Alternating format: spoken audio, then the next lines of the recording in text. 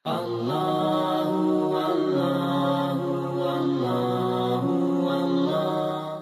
apa, ini kita belajar pelan-pelan ya. Jangan anggap alamak Brother Fido cakap ni tinggi-tinggi susahnya nak buat dakwah. Tak, ini a little bit next level.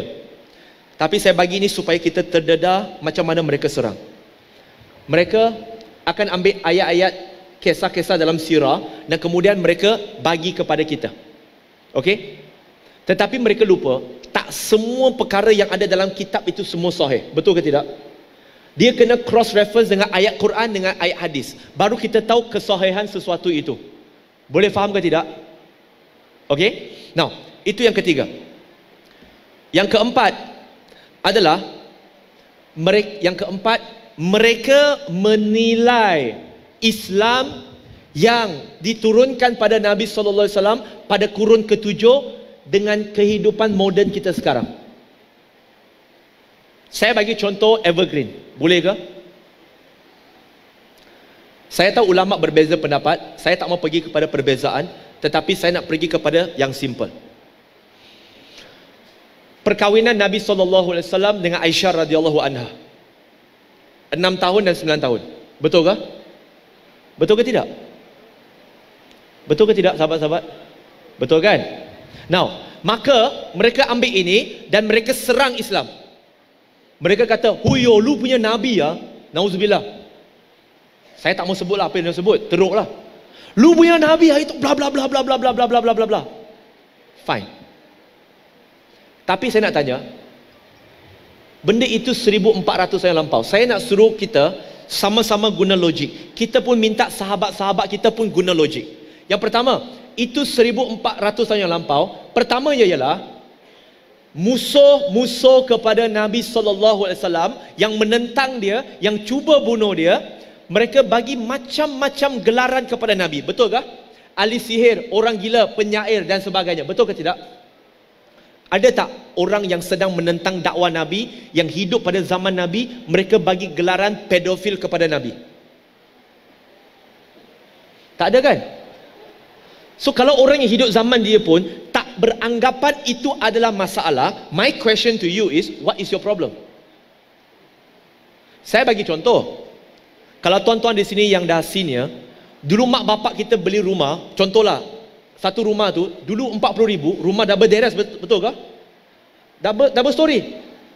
Dia 40,000, tapi sekarang dia jadi 4 juta. Bila mak bapak kita cerita, dulu ini rumah saya punya 40,000, saya jual kasih orang itu 40,000.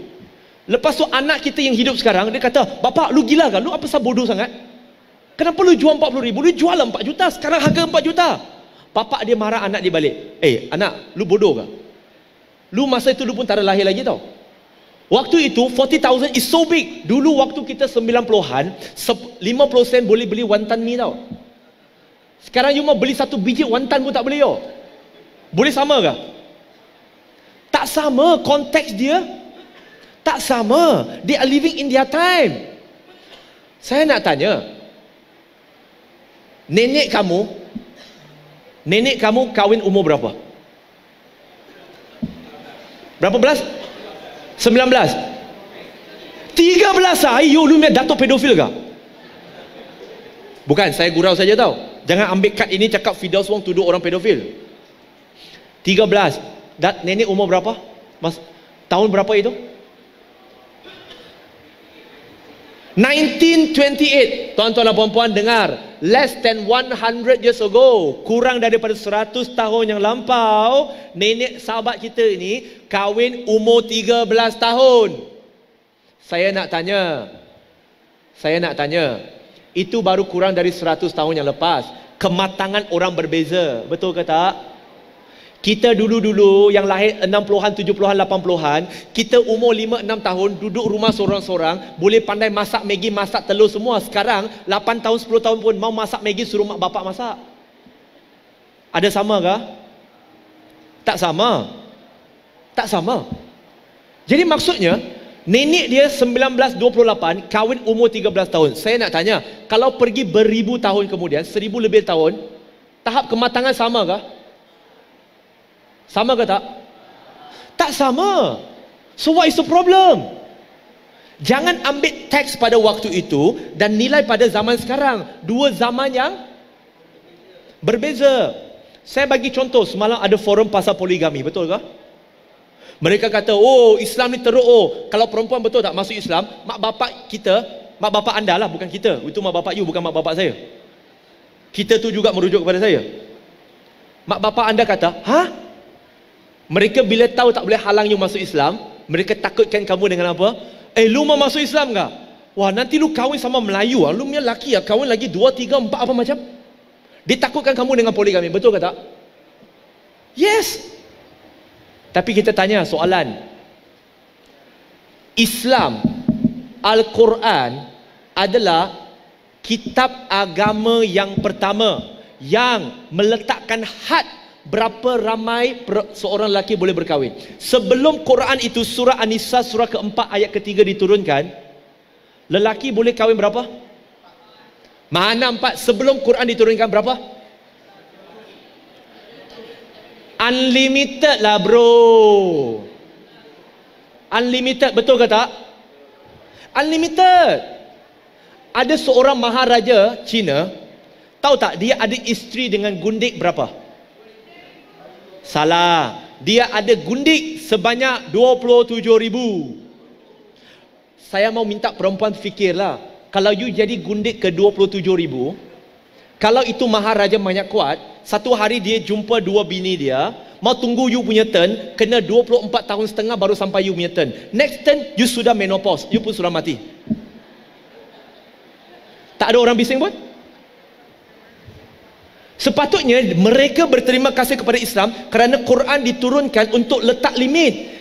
Honestly speaking, tunjuk saya mana kitab suci agama yang ada di dunia yang letak limit macam Islam. Mereka yang non-Muslim tak boleh kahwin lebih dari satu, bukan kerana agama kata tak boleh, sebab undang-undang tak bagi. Itu saja. Dan waktu itu adalah sesuatu yang normal. Saya bagi contoh, tahu tak kalau teh Cina, biasanya kalau teh Cina, dia datang satu set, satu teko dia ada berapa gelas? 4. Dia pun tahu satu teko 4 gelas. Satu lelaki 4 bini. Cina dulu berpoligami. Tahu tak dekat Ipoh? Siapa tak pernah pergi Ipoh? Ini kadang-kadang orang dekat Ipoh pun tak tahu ada tempat ni. Nama tempat tu adalah Concubine Lane. Tahu tak concubine? Kalau dalam bahasa Melayu dia panggil sebagai lorong gundik-gundik. Dia ada gundik kedua, gundik ketiga, lorong gundik kedua, ketiga dan keempat. Maksudnya di Ipoh, di Malaysia, dulu orang Cina yang bukan Islam pun berpoligami without limit.